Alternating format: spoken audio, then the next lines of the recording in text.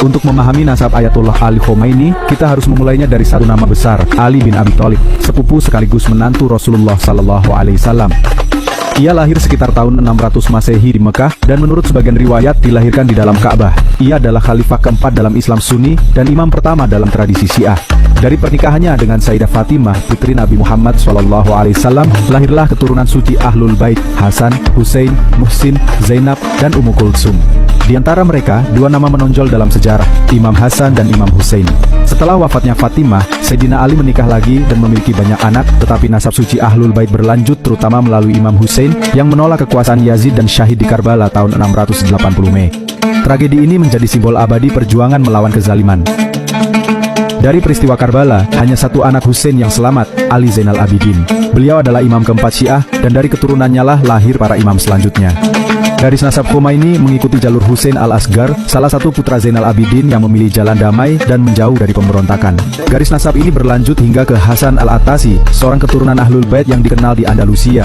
Setelah kejatuhan Islam di Spanyol, keluarga ini mengungsi ke wilayah Kekaisaran Utsmaniyah dengan bantuan Sultan Bayazid II, lalu menetap di Najaf, Irak, sebelum akhirnya berpindah ke kota kecil bernama Khamenei di wilayah Azerbaijan, Iran. Dari situlah nama Khomeini berasal. Sekitar 29 generasi setelah Imam Hussein, lahirlah Sayyid Hussein Khomeini, seorang ulama yang disegani di Najaf. Ia melahirkan Sayyid Javad Khomeini, ayah dari Ayatollah Ali Khomeini, yang juga dikenal sebagai ulama besar dan pengajar di sekitar makam Imam Ridho di Mashhad.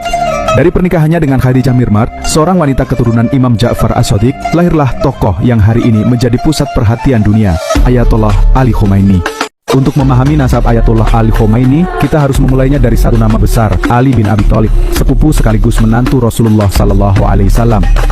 Ia lahir sekitar tahun 600 Masehi di Mekah, dan menurut sebagian riwayat dilahirkan di dalam Ka'bah. Ia adalah khalifah keempat dalam Islam Sunni, dan imam pertama dalam tradisi Syiah. Dari pernikahannya dengan Sayyidah Fatimah, putri Nabi Muhammad SAW, lahirlah keturunan suci Ahlul Bait, Hasan, Hussein, Muhsin, Zainab, dan Ummu Kulsum. Di antara mereka, dua nama menonjol dalam sejarah, Imam Hasan dan Imam Hussein.